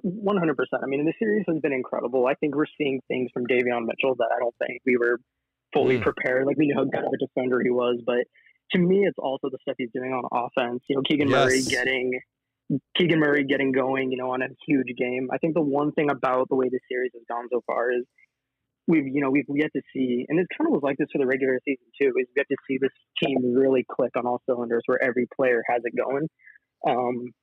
So I think that's the big thing, and I'm really hoping that for the rest of the series, however long it goes, that the team's not taking turns, unlocking the next player in the starting lineup, to get going. Who does that take away from? I think that's the one thing that I'm hoping doesn't happen in this series. Yeah, it'd be nice to have a night where like your whole team's clicking at once and you're just knocking down, you hit 23s and again, I don't know, like that'd be amazing. I was so impressed with Keegan Murray tonight. Like it wasn't just like a catch and shoot threes either. Dribble handoffs, faking a guy out, creating a three, putting the ball on the floor, hit mid range. He played with confidence, and all I thought about was like, dude, what is this guy going to look like in year two? So if you, I was going to say, like, the stuff he was doing was really nuts, and not so much nuts. It's stuff that like we've seen him be able to do. He just like kept it in his bag for so much of the regular season. Yeah. Like, one thing I did was go back and rewatch his highlights from his first game against the Clippers. He was doing some nuts things off the dribble in that game, and then he just never broke them out again for the rest of the season. And I think he just fit into the role that the team needed him to fill at that time. So hopefully now, he has the confidence to really, let loose. He had that nice mid-range, I think, in the first quarter where he just did that little step hack that really looked like Klay Thompson. Yeah, I agree, man. Well, hey, dude, good catching up with you. I appreciate you checking in. Yeah, thanks, guys. All right. Appreciate that. That's our guy, Jordan. Yeah. Sorry, I was talking to him a lot, huh? No, you're fine, though. We kind of iced you out of that. No, I was chill. I was listening, and I was also I was following that final score too. The T-Wolves, they survived. They survived. They won overtime, 114 to 108. Crazy finish to that game too. That was Cat fouled out. Wow, it's interesting. They found a way to win a game. Why are you being? You didn't even watch. Don't be a box scorer. Oh, who hit the big shot late? Ant, of course, Ant. Best player on the team hit the big shot late. Okay, ooh.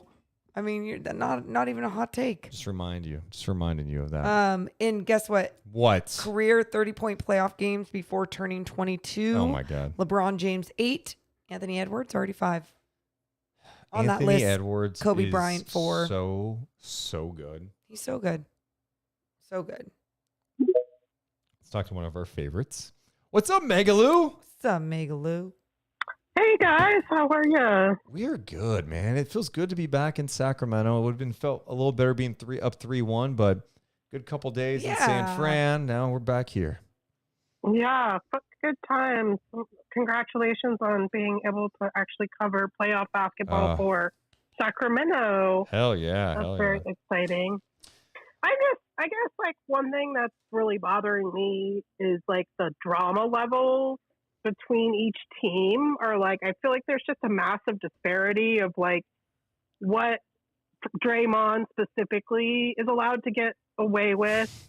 And then like how floppy everyone is on the Warriors, like especially Jordan Poole is like, he's just like a flop master. And like, and I guess Malik kind of can do that, but I just feel like the Kings need to like really up the drama level somehow without being just obnoxious. Yeah. But Can I say but this? like be floppier. Megaloo. Megaloo. No. And the reason why I'm going to say no, because if you are not elite at falling and getting away with it, you are just hurting your team. You are taking yourself out of place. And the thing is, I'm not acting like Jordan Poole is elite at it, but it is his game. It is his style. Yeah. It is what he relies on. And then you look at someone like Draymond and his antics, and he is someone that sets the tone of this is who I am, so he can get away with things.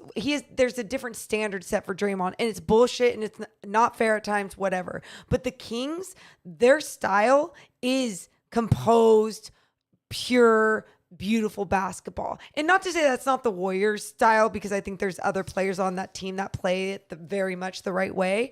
But I think for the Kings, they have a complete team that can play it the right way. And I think they need to execute it at a high level like that instead of trying, like even De'Aaron, when he stopped trying to sell, like I'm getting fouled, and he said, hey, F you, I'm taking this contact, finishing this shot and getting the and one. Like that is when he started taking his game to the next level. I do think De'Aaron's done a way better job of selling contact with the head. But while still making the absolutely. shot. I'm just saying he sells it. Like he did that a few times today. I noticed. Good job, De'Aaron. Okay, sell that shit a little bit. Yeah. But yeah, it's your point. I hear you, Megaloo, because like Jordan Poole is so flops. annoying. I mean, we've seen it multiple times in the series, going back to what was that game 1 or 2 where Fox like kind of mocked him when Poole flopped, and then Draymond.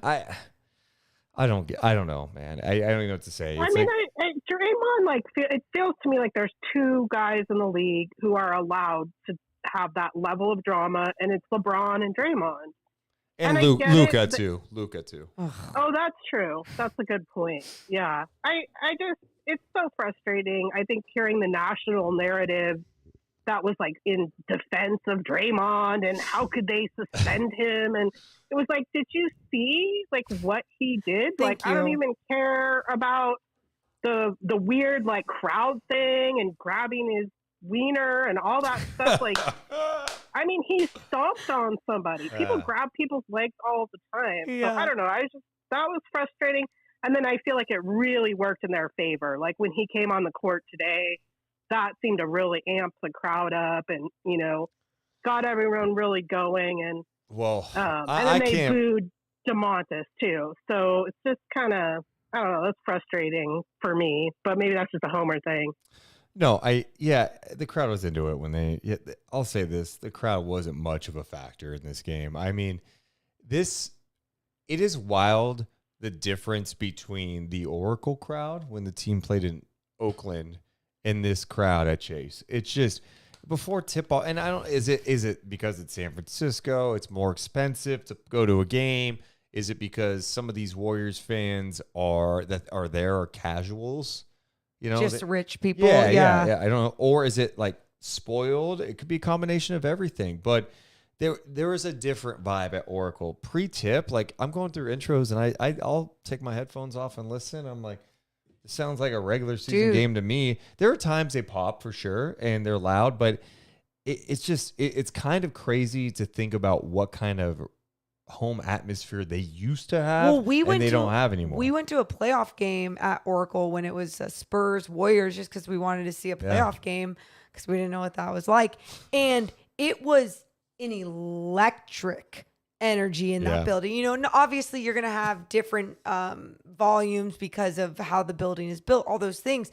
But Chase Center... Yeah. It is like every time I get asked and I'm on a Warriors podcast, I'm just like, it's great. Like, I don't know what to say. Yeah. And then even on NBC Sports California, my hit after the game, Kyle asked me, he goes, how is the atmosphere at Oracle? And I'm like, this crowd at Chase is not inspired unless their team is inspired. And the thing is, you're supposed to be the ones that are like pumping up the team on the floor. You spoiled ass people. What are you doing? Yeah. Yeah, I hate to be a negative Nelly, but I've really enjoyed this. I think the level of basketball is so damn fun. It's by far to me been the best series in the first round in a long time. Dude, it's great. I mean, the Warriors are just it's such a challenge. Like this team is what Steph does out there. And I mean, Clay had a big game. We didn't mention him. Clay knocked down some big time shots. He had 26, Curry with 32, and you just every time Curry has a ball, I just cringe because I'm like nothing good is happening for Sacramento. When he misses, it feels like, all right, you caught a break here. I mean, finish the possession, get the rebound. Yeah, I mean, he's just one of I just the more you watch them, especially come playoff time, you just go, as long as they have Steph, they're going to be a competitive team because he is just that great of a player. We are watching one of the greats of all. People talk, oh, he's a great shooter. No, the guy's a great player. And it sucks seeing the Kings have to deal with him right now, but the way he can impact a game, his confidence, he believes he's going to knock down every shot. And he'll take any shot. He'll do it. I think defensively, he's gotten so much better over the years, too. He's a pain in the ass. He's an absolute pain in the ass. But then, I mean, on the other side, I think Kings fans could, whatever happens, right? Yeah. Whether we win or lose the next two games, whatever, like, look at Keegan, look at Davion, look at De'Aaron, look at all of these young guys that we have on our team that are so exciting. And, Yeah. Don't get me twist. Don't get a twist. The Kings should be thrilled about what they're witnessing right now. All these guys are around the similar age. They're in the playoffs, getting this experience, and this is not like, hey, the Kings like sold everything just to get in the playoffs. They have a whole bunch of aging guys. No. Like the team that bugged me most as a Kings fan was when they got Rondo, and you're like, you're just chasing the playoffs. I could not stand that team. It was just, I was like, what are we building here? The energy. And like this is actually being built for sustainable success. And the fact that there is so much success in the first year is absolutely unbelievable. I think no matter what happens in this series, the Warriors are going to walk away and respect the Sacramento Kings. And that's a big deal as the Kings try to build this thing out. Yeah, and it's so much growth. And I'm just loving the shine that Davion's getting. I think you guys remember, like, I've been a Davion defender, like, all season long. And I just think he pushes the envelope defensively in a really new way that is so compelling. And so that's just so damn fun, and yeah, I mean, what a time, right? What a time. Like, I hope we win. I think we're better than them, especially like Sands' antics, if they don't let the antics, like, take over the narrative. But yeah, just what a good time to watch basketball right now in Kingsland. I'll say this. The Kings believe they can beat them. I think the Kings believe that they are better than them. They have to go do it. They have to go prove it. It's a confident group. They think they can. I mean, I was watching Fox when he walked off the floor in Game 3, and he had that kind of nod, like, okay. He has arrived in a major way in the playoffs, and the Kings are not going to be eliminated easily. They're going to fight for this, and they're going to have a chance. They will. Game 5's massive. Go win that game. So impressive. I mean, and just like remembering back to last season and like how much we would just collapse, like just even the little smallest amount of pushback in every game, and that was it. And we had no fight ever. I still watched every single game, but yeah, it's just the growth is extremely exciting. And the last thing I'll say, and I'll get out of here, is I break down like all the salaries at the beginning of the year, and the Kings are very low on the salary tree, but I think that there's something compelling about being sort of like the anti-super team.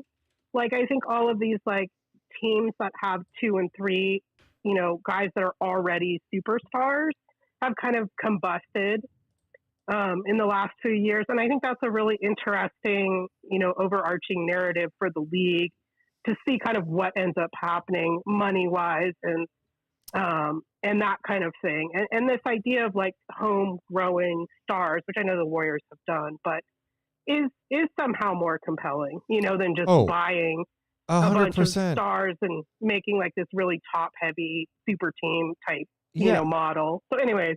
Yeah, no, I agree with that. I appreciate you checking in, Megaloo. Thanks, Thank you so much. Megaloo. Yeah, I enjoy building out a team like that. I mean, the Warriors did that, and then they got lucky because, Steph signed a 4-year, $44 million extension, and that, down the road, they were able to sign Kevin Durant. Kind of crazy how things work out. That would never happen anymore, but the Warriors drafted well. You draft Clay, you draft Steph and Draymond in the second round. Hire Steve Kerr. Damn. A lot of good things. What's up, Jask? Welcome in. Hello. Hey, dude. What's going on, man? What do you think about tonight? It's frustrating. Oh man, you're upset. He's 16 years old. Morgan, his first playoff experience. Don't judge. So you're upset. I'm not judging. He's going through it for the first time. We got to walk him through it. Yeah, I saw my brother press the sofa. Yeah, so like pretty much that's what I saw this game, and I couldn't. I mean, it was good at the first half. To be fair, it was good. Yeah. So what's going on, man? What are you frustrated about? It's just like the missed calls. Not like the missed calls, but like you like trying to get a call, but it doesn't really matter. They don't call it. It's kind of ruins it too. Even like the third quarter, the Warriors know what they're going to do, and they did. They outscored the Kings mostly, almost 40 points in that quarter, and the Kings shot like 2 for 8 from the free, and even the field. I forgot the field goal percentage was, but like it was bad. But then the Kings picked it up in the fourth, but careless mistakes and turnovers, even the small things you said earlier when I was watching, it makes a big difference with that game. Yeah, the Warriors know how to execute, man. They've been doing it. You see a difference, right? It's like late in the game. I mean, except when Steph called the timeout when they thought they had a timeout. But yeah, they're awesome, man. You're gonna have to play some really composed basketball to beat this team. So yeah, for sure. I mean, this past week of playoff basketball has been fun for me, mostly as a Kings fan, because when I went to the outside watch party for Game 1, it was fun. I lost my voice those couple of days, but it's back now. I'm fine. But hell yeah. Well, good. We'll save it for Wednesday. My brother's trying to go. I'm trying to go there again, but I really hope I'm going to go outside again to lose my voice. No, but you should go there because they won when you went, so you should go again. I'm like, I think I'm 5-1 now. I'm 5-1. Well, then get your ass over there. I will. I'll try. All right, Jess. All right, man. Good catching up, dude. Hope y'all have a great night. You too. Thanks, too. One thing someone pointed out in the chat that I thought was interesting, Tim saying Mike Brown does seem to have a lot of faith in this team. He hasn't been taking those quick timeouts. He's been letting them figure it out mostly. Yeah, that's something he did talk about last week. His whole point was, we do all these things in the regular season to build these habits, so come playoff time, these mistakes don't happen, and I don't have to call these timeouts. You guys got to go figure it out. Can we take a couple more? Mm-hmm. Morgan's like ready. It's been a long... Is that what you're thinking? Oh yeah. Okay. No, I mean we've been at the arena since 9 a.m. 9 a.m. and it's 9:40. We've been going hard. Hell yeah. Let's check in with what's this guy's? I don't want to mispronounce it. Is it Kashik? Dash? Oh, it's connecting. We'll wait for Dash to get in here with us. It's taking forever. I want to hear. Let's mention a couple of super chats real fast. Thanks so much to Ebros who donated $10. When you change into sweats, you've thrown in the towel. Yep, that's why I kept those dress pants on. Ian donates $5. Sounds like Mo's trying to hide something about your time in San Francisco. No, we just stayed up really late. Yeah, no way. Shout out to Todd who donated $10. We're gonna be fine. We still haven't shown our best yet. Eyes of the Tiger. The beam will be lit. Nice. Okay, so we lost our guy, Cash. Cash, try to request again, man. Try to get to you. He's a Warriors fan, so I want to hear from him. Oh. But if you don't, that's cool, too. Okay. Final thoughts, Morgan. As Morgan is...